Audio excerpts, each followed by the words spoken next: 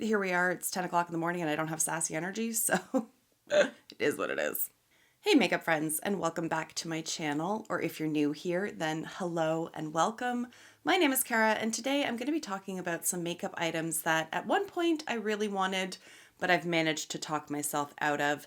And then at the end of the video, we're going to have some wish list items that have stood the test of time.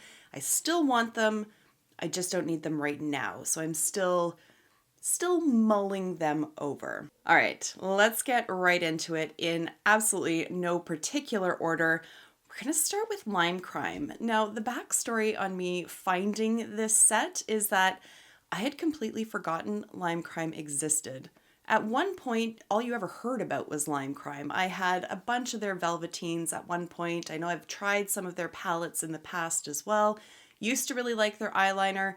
They took them away, brought them back. I didn't like the new formulation of them, but then they kind of exited my mind. People don't talk about them. You really don't see them anymore.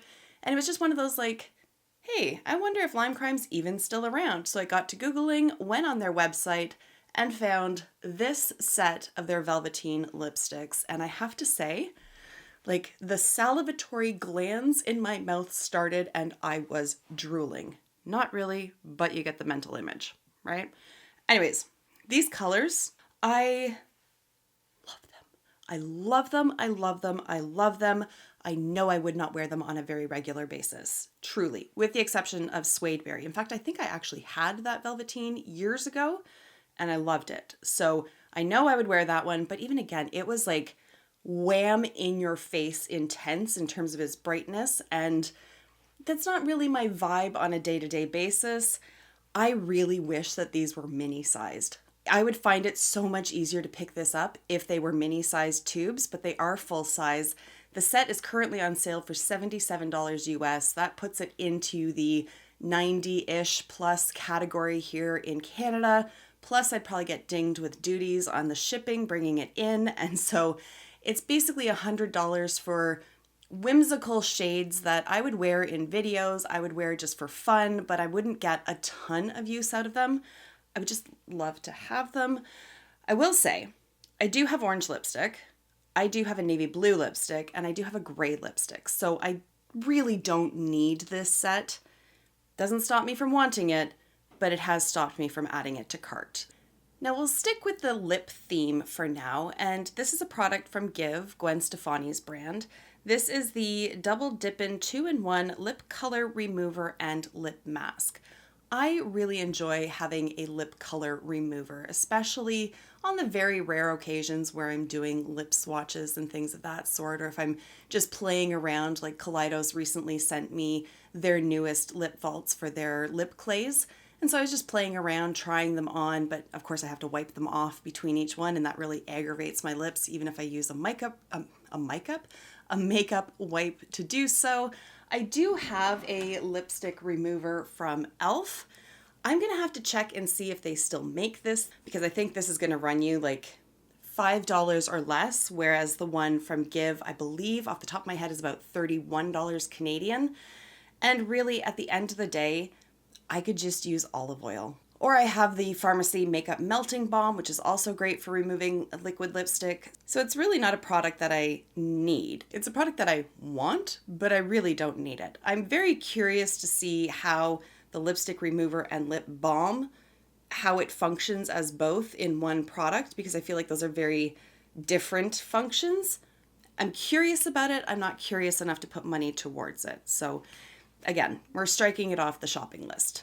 This next one could conceivably go at the end of the video when I talk about items that I might still pick up, except I just looked for it on the Canadian Sephora app and it's no longer carried there at all, which is kind of strange to me because this is one of the Sephora favorites lip sets. This is the Perfect Pout lip set. So I can't even tell you specifically what items are in it because I can't open up the description for it. But having said that, I can see that there is a NARS product, there's a Laneige lip balm in there, a full-size Rare Beauty lip pencil, a Charlotte Tilbury like lip balm lipstick hybrid thing, and then the Clinique Almost lipstick in Black Honey. And that is what is drawing me to this set in particular. So it honestly doesn't make much sense for me to spend $36 if it does come back to the Sephora website, when really I've seen that Clinique Almost lipstick down to like $21 at Shoppers Drug Mart. I could just save myself $15 and just buy that lipstick because I have that Laneige lip balm. I like it for day to day, like day use. I don't like it overnight, and I don't tend to touch up my lip balm throughout the day. I just rely on lip products. I don't need any more lip pencils. I don't really know anything about that Charlotte Tilbury lip product, nor the NARS one. They look like things that I would enjoy, but they don't look like they're bringing anything particularly new to my collection. So I think in the course of just describing it here, I've talked myself out of this one, because if I really truly want that Clinique product, I could just go and buy that one Clinique product and it's going to save me money compared to buying this set that has a bunch of items that I'm really rather ambivalent towards. So I like this process. It just saved me another 30 some odd dollars. Now, an item that has been sitting on my Sephora wish list since like the first time I saw it on their website is this set here from Nails Inc. If you recall, I did a new releases video ages ago, and Lights Lacquer, is that what they're called now? That's what they're called, right? Lights Lacquer? I haven't bought them since they were the original name, KL Polish. Anyways, Lights Lacquer had come out with a set very similar to this, and I was like crawling out of my skin to get it, except the cost of it and the translation into Canadian dollars and the shipping and the duty. It just made it basically prohibitive. Like, it just, once you add on that exchange rate and then all of the costs to get the items, it often will double the initial purchase price, and it just becomes not worth it to me. Anyways, this set then caught my eye because I was like, it's very, very similar, and here it is in Canada. And I have been consistently talking myself out of this for months at this point. So I think it is time. Yes, I've had it on there since September 1st. So I've been staring at this for about 3-4 months at this point. I think I just need to go ahead and remove it from my cart because I like to think that I'm going to do creative nail art. I am not going to do creative nail art. So I really don't need a set that is designed with that in mind. So while I would get use out of these nail polishes individually, I have so many nail polishes, and while I don't necessarily have all of these exact colors, I'm good with what I've got. I do have a very dark brown. If I really want to get creative with it and make like an ombre effect, I have white as well. I can just mix it separately. So I can save myself $32 and just not buy this set. Another item that I added immediately to my loves list when I saw it hit the Sephora website is this concealer from Bare Minerals. This is the Complexion Rescue Brightening Concealer. And, you know, I love trying out new concealers. Concealer is my shit. It's just a product that like, it's like an emotional crutch to me, but I also just really enjoy testing out new formulas, and I'm always on the hunt for like the perfect concealer. Whether such a thing exists, I don't know. But I was very tempted because I don't have a lot of experience with Bare Minerals concealers. I think I have only ever used their powder concealer. So I was really curious about this one. But then I got to reading the claims for it and the description of it. So it's an ultra lightweight under eye concealer. That sounds good.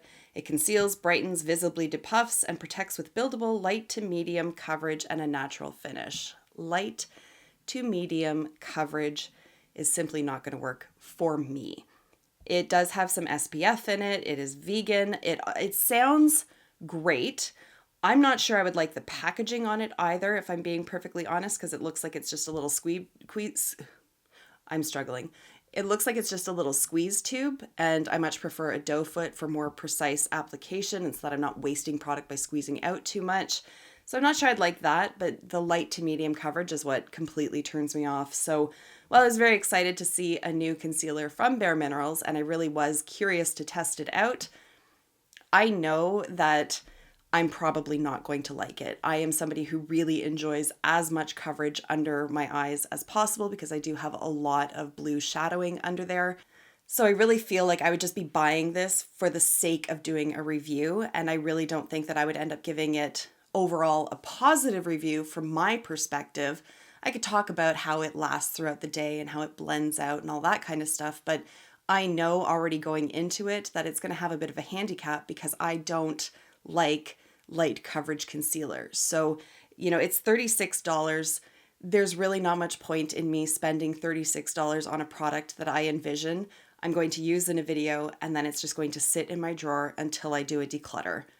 I'm just going to spare myself all of that, reduce all of that waste, and just not buy it. All right, let's talk about Chantecaille because I have seen pictures of their spring release, and as always, the packaging just sucks me in. I just think it's so beautiful and feminine and just springy and dainty, and I just want it all because I want to look at it. I think it just looks so beautiful. But then I take away the packaging and look at the actual products themselves.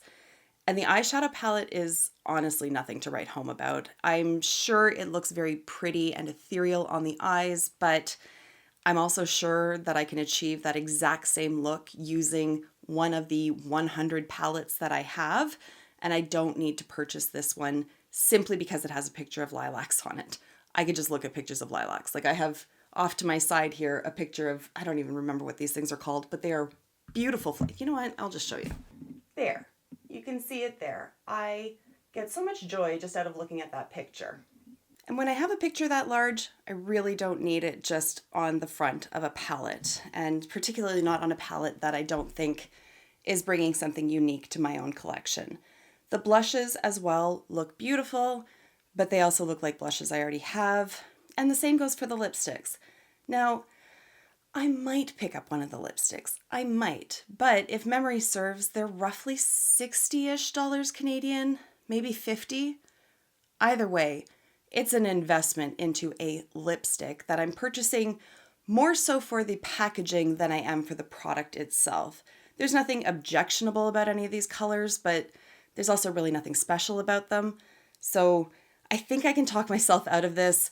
If these were at a much lower price point, it would be far harder for me to talk myself out of it. But because I know that these items are going to be exorbitantly expensive, it makes it much easier to just enjoy the picture for what it is and walk away from it. The last item that I've talked myself out of is the new Sweet Tart palette from Tarte. It just looks so cute, and certainly that kind of tone and that color story really does speak to me. I've said it before, I'll say it again, those like plummy, kind of purpley shades really bring out the green in my eyes. I just find them very flattering. I like the tones to begin with, so anytime a palette comes with that kind of color theming to it, I'm interested. This was no exception. I also think it just looks adorable. There's a lot of wasted space in there, and the fact that the pans are different shapes could potentially drive me a little bit nuts just because I like symmetry. But I do think it's cute. I mean, it's supposed to be a little box of bonbons or chocolates. Does anybody actually call them bonbons? Why the hell did I just say that word? I've never referred to anything as a bonbon. It's weird how our brains work. Anyways, it does look like a cute little box of chocolates. However, I have this palette here from MAC. This is the Feast Your Eyes palette. Pretty sure it was limited edition. You can't get it anymore, but I have held on to it. And it is very, very similar in its overall sort of theme and vibe. Not necessarily a dupe, but I think I can achieve very, very similar looks with this as I could with that.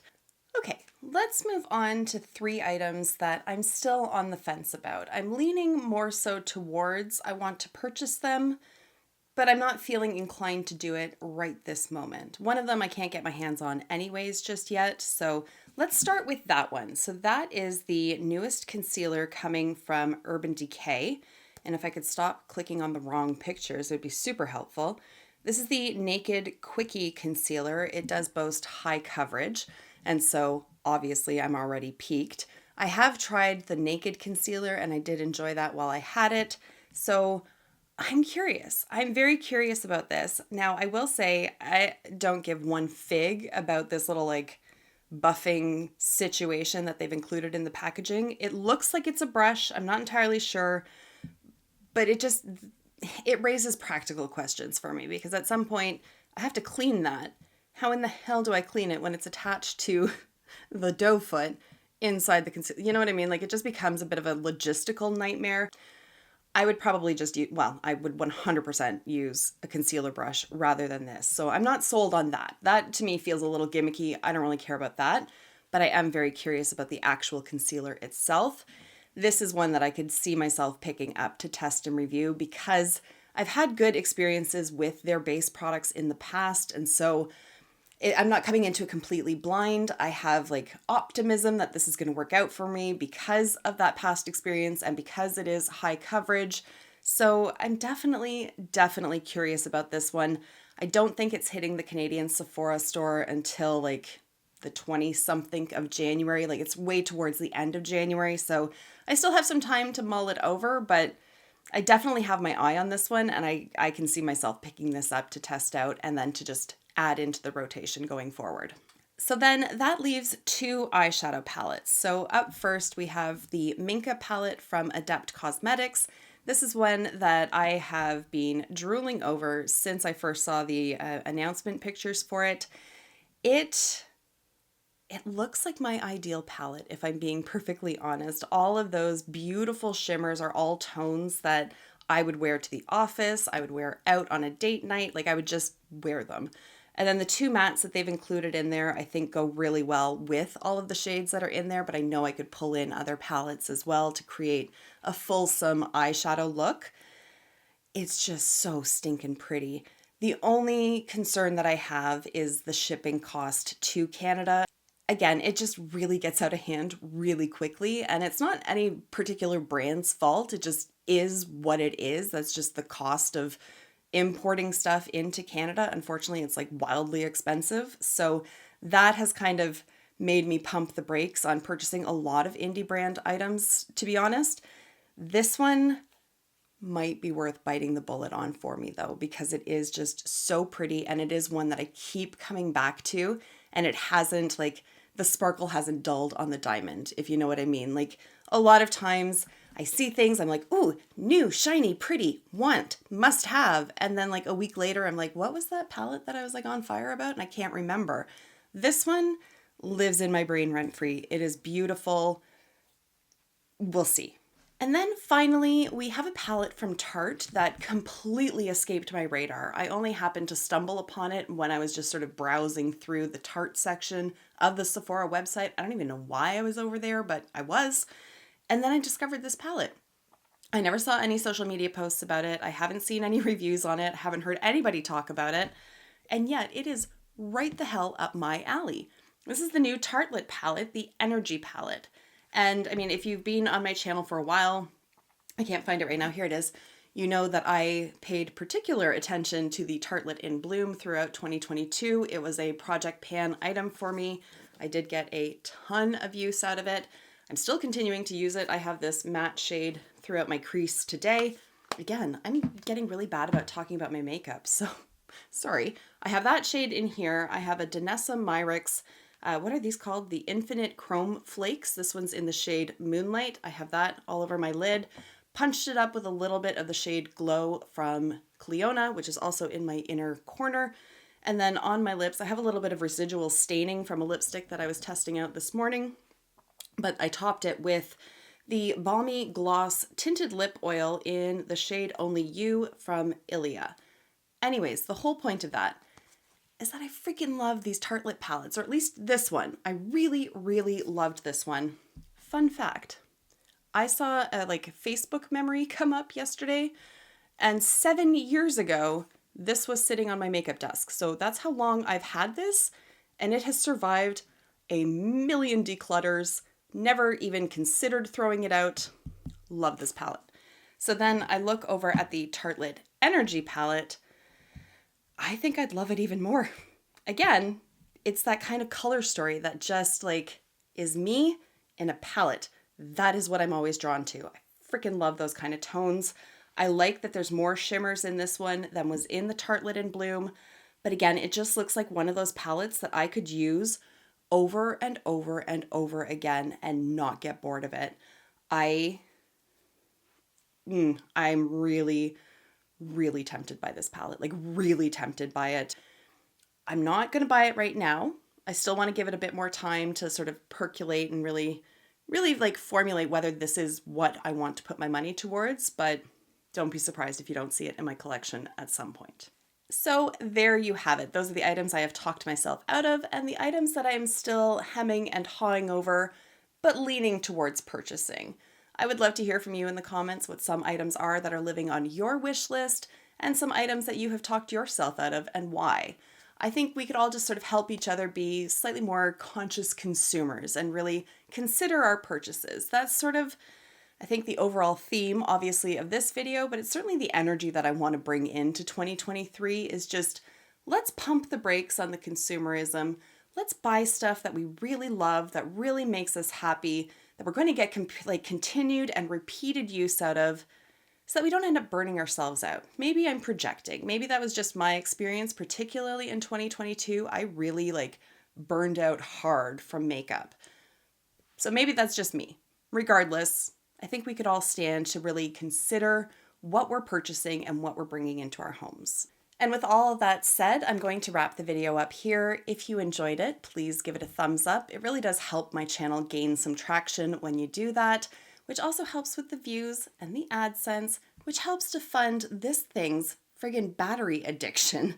Penelope the pineapple. She's changing her colors. She's very happy. She'll last maybe 2 days and then she's going to need more batteries. She's a very expensive pineapple. Anyways, thank you again for taking the time to be here, and I will see you in my next video. Until then, just be a decent human being. Bye for now.